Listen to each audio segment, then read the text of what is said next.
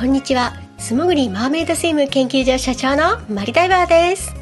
人魚の学校シリーズの動画は愛知県名古屋市の人魚の学校の練習会風景をまとめたものです。前半でこの日のダイジェスト、後半で人魚の皆様の華麗な泳ぎに重ねて私のおしゃべりにお付き合いいただいてます。今回のテーマは健康、体力、運動能力に自信がないあなたへです。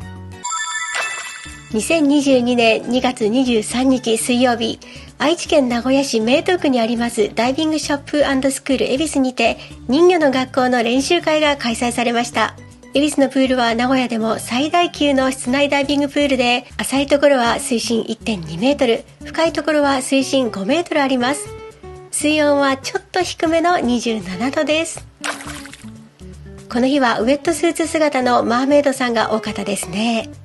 ウェットスーツについての動画は皆さんの素敵なウェアをご紹介しましたよね。色とりどりの可愛いウェットいっぱいでした。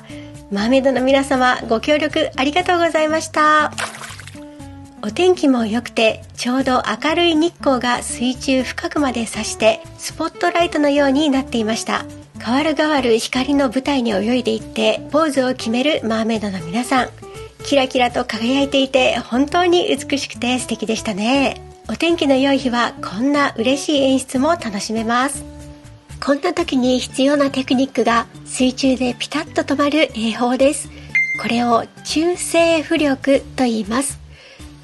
水中で静止するこの中性浮力は沈みもしないし浮きもしない状態のことを言います。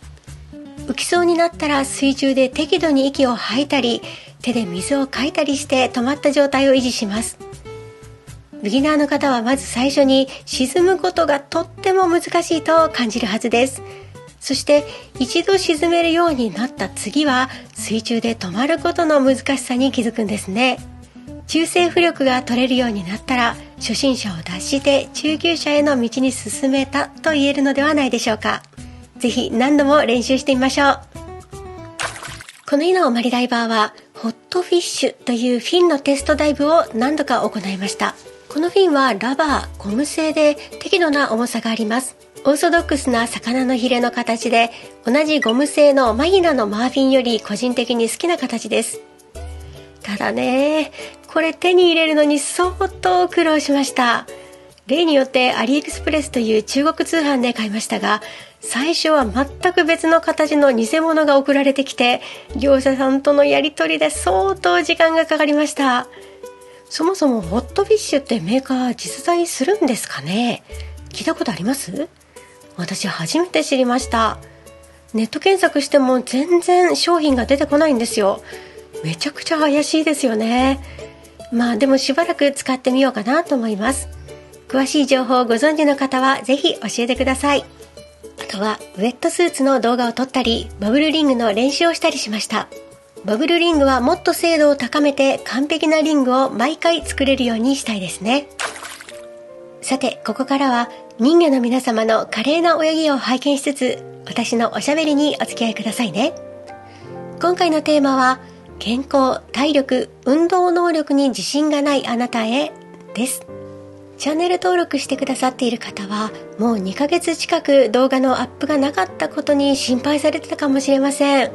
どうしちゃったのって思われたと思うんですが、本当に申し訳ありません。体調を崩してしまってずっと療養してたんです。面目ないです。動画のアップが遅れてしまってごめんなさい。1ヶ月ぐらいで復帰はできたんですよ。でも体の具合が良くないことよりもその間に溜まった仕事を片付ける方が大変でした。毎日の仕事にプラスしてやらないといけなかったので YouTube 再開までに2ヶ月もかかっちゃったんですね。病気よりノルマをこなすことの方が辛かったです。私のお話なんかねどうでもいいんですよ。でね、今回のおしゃべりのテーマ、健康、体力、運動能力に自信がないあなたへについてお話ししますね。病気がちな方、体力に自信がない方、運動が苦手という方、一生に一度だけでも人魚になってみたい。でも人魚の学校に入学しても他の生徒さんのように深く潜ったり早く泳いだりなんてできそうもない。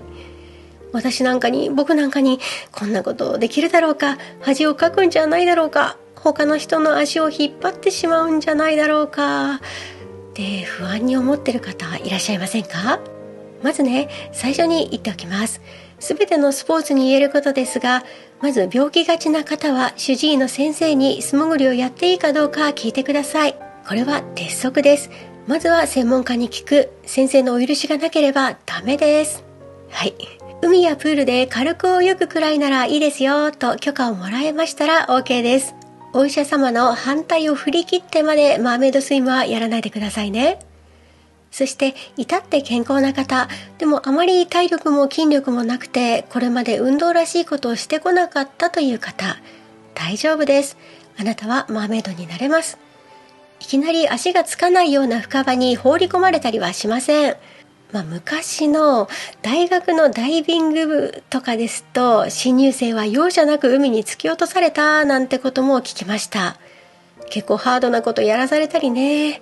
重りを10キロ抱えたまま海底から上がってこいとか、むちゃくちゃなしごきとかあったようですが、人魚の学校でそんなこと絶対やらされませんから安心してください。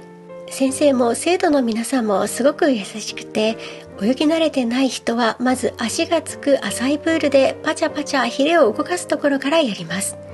さあドルフィンキックで50メートル泳いでとかいきなり強制されませんから大丈夫です。そもそもね、私が人魚の学校に入学したのはリハビリが目的でした。手術をしたり病気で伏せっていたので、重力を感じにくい水中の中ならいい運動になるんじゃないかなって思ったんですよ。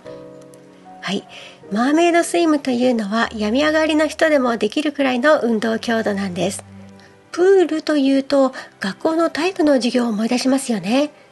学校の水泳はだいたい早く泳ぐことが目的となっています。タイム測ったりしましたでしょ。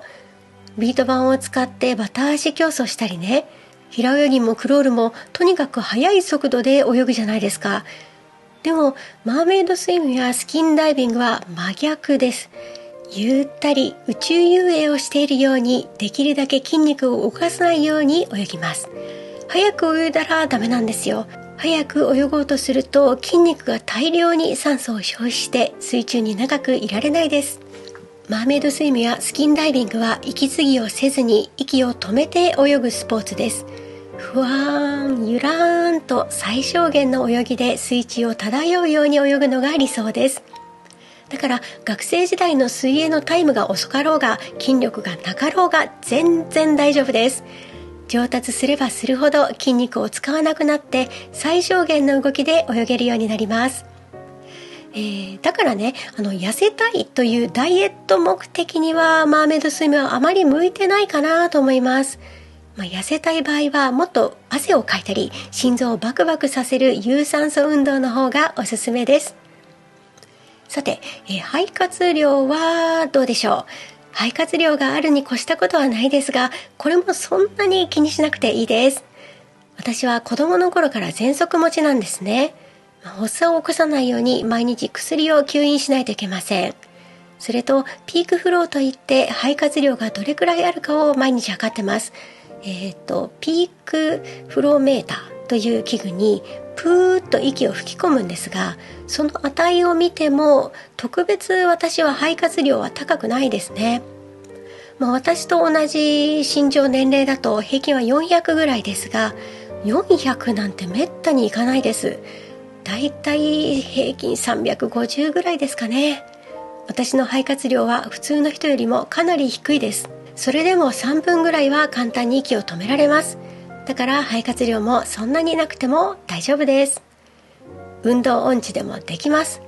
私の中学高校時代の体育の成績は5段階評価で1か2、一番良い時でも3でしたね。バレーもバスケも球技はまるでダメで、プールの時間は好きでしたけど体育嫌いでした。体育教師に呆れられてた私でもマーメイドスイムできましたから、あなたもきっとできますよ。安心してください。それどころか身体的にハンディがあってもマーメイドスイムを楽しんでいる人もいるんですよ。以前両足を失った方がマーメイドになったというニュースを見ました。ナディア・ベセイさんというニュージーランドの女性のお話です。なんとロード・オブ・ザ・リングって映画あるでしょ。そのロード・オブ・ザ・リングでオスカー賞を取った特殊効果の会社の方がナディアさんに最新技術で作られたマーメイドテールをプレゼントしたんです。そのマーメイドテールは人魚の尻尾の形で水中で使うための特殊な義足なんですね。ナディアさんの体にぴったり合ったテールで彼女は水中を自由に泳ぎ回れたんです。ナディアさんの夢が叶ったことに私はとっても感動して目頭が熱くなりました。両足がない方も水の中では両足があるマーメイドと同じように自由自在に泳げるんです。いえ、むしろ足がないだけより本物の人魚のようなリアルな下半身です。邪魔な足があるよりもかえって泳ぎやすいかもしれませんね。マーメイドスイムというのはもうなんて平等なスポーツなんだろうって本当に私の胸を打ったんですね。身体的にハンデがあったり、子供の頃から病弱だったり、痩せていても太っていても、女性も男性もその他の性別の方も年齢がいくつでも大丈夫なんです。みんな水の中では人魚になれます。泳げなくったって構いません。足のつく浅瀬のプールや海でマーメイド衣装に身を包んでパチャパチャ遊ぶのも楽しいですよ。だんだん楽しくなってきて、もっと深くに潜ってみたいってチャレンジしたくなるかもしれません。ちなみにナディアさんが人魚になったのは50代の時です。いつだって誰だって新しいことに挑戦できるんですね。私も病気から復帰して最初にプールに入った時にはこんなに体力も落ちてしまって大丈夫かな、うまく泳げるかなって心配でしたが問題ありませんでした。もちろん休み休みで1時間ほどしか水の中で過ごせませんでしたが、おかげさまで少しずつ体力も戻ってきているような気がします。そしてナディアさんをロード・オブ・ザ・リングの特殊効果チームが助けてくれたように、あなたの夢を叶えるのに協力してくれる人はきっといます。人魚の学校の優しい先生もそうですし、マーメイド大好きな仲間もきっとヘルプしてくれます。人魚になってみたいなと思ったら、ぜひ一歩踏み出してみましょう。あなたはマーメイドになれます。大丈夫です。私が保証します。ぜひどうぞ人魚の学校に足を運んでみてくださいね。また次回の動画であなたとお会いできたら嬉しいです。